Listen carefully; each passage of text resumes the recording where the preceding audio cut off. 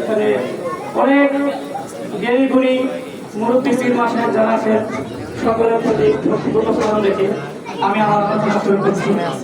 তবে আমি তেমন কোনো কথা বলবো না, সামান্য কিছু কথা বলবো, যে কথাগুলো এই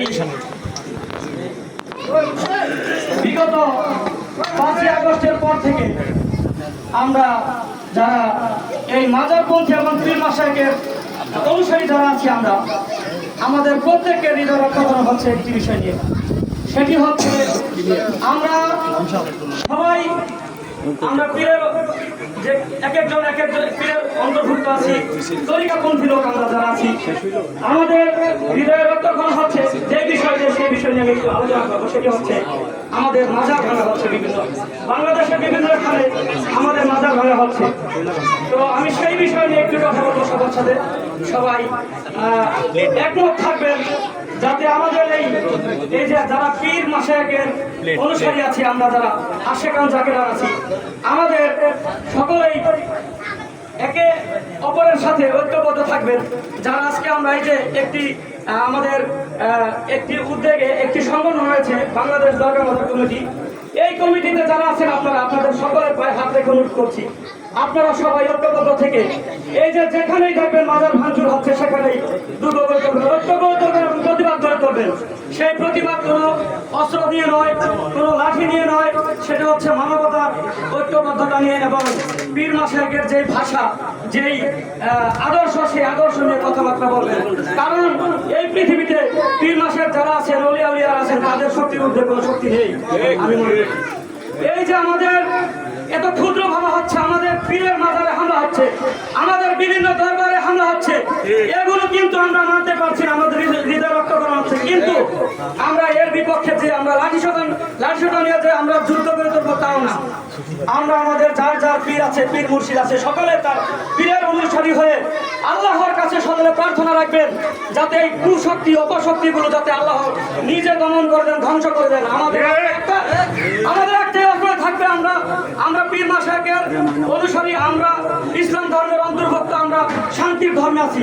যেখানে শান্তি সেখানে কোনো মারামারি হানাহানি থাকবে না, সেখানে থাকবে চাওয়া পাওয়া, শুধু অনুতাপ অনুরাগ আরাধনা। আমরা সেখানে আরাধনার মাধ্যমে, অনুতাপের মাধ্যমে, প্রার্থনার মাধ্যমে তাদের সাথে যুদ্ধ করতে চাই। আমরা কোনো তাদের সাথে অস্ত্র নিয়ে যুদ্ধ করবো না। এবং বাংলাদেশে একটি দেশীয় রাষ্ট্রীয় আইন আছে, সেই আইন অনুযায়ী যারা প্রশাসন আছে, প্রশাসনের দৃষ্টি আকর্ষণ করি।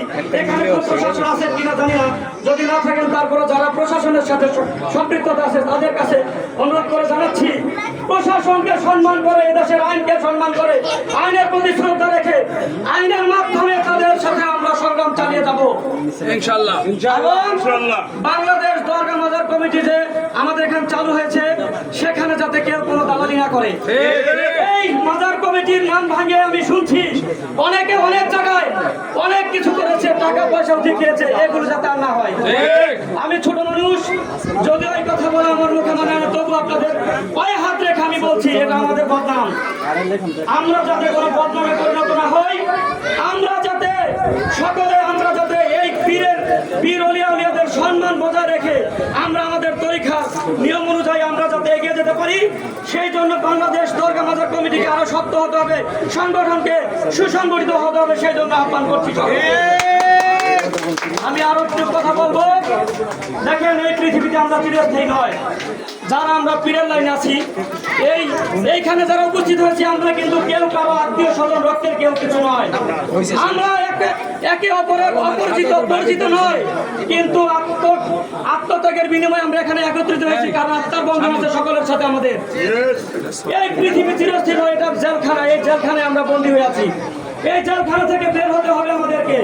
এই ভবনের জেলখানা থেকে বের হতে হলে হিংসা, নিন্দা, হিংসা, বিদ্বেষ, এই সমস্ত যত জাগতিক যাতনা, জাগতিক যত চেতনা, এই অবৈধ যত চাহিদা, সব ত্যাগ করতে হবে আমাদেরকে।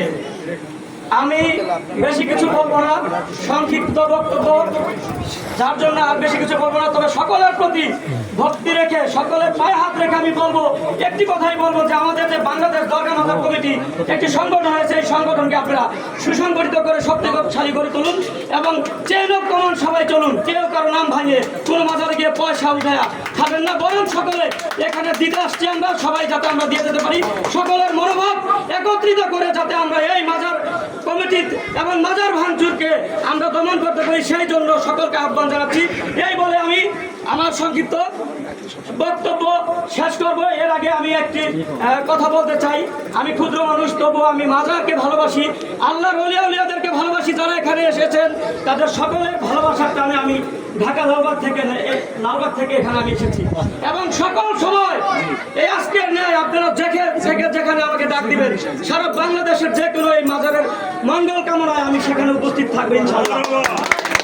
সকলকে আহ্বান করবো, সকলে ঐক্যবদ্ধ হয়ে এই সংগঠনকে শক্তিশালী করবেন এবং পুনর্গঠন করে যাতে আমাদের মাজারকে আর কেউ যাতে কোনো অবহেলা না করে, মাজারকে যাতে কেউ কোনো অবহেলা না করে, মাজার কেউ ভাঙতে না পারে, সেই জন্য সকলে সুসংগঠিত হয়ে ঐক্যবদ্ধ থাকবেন।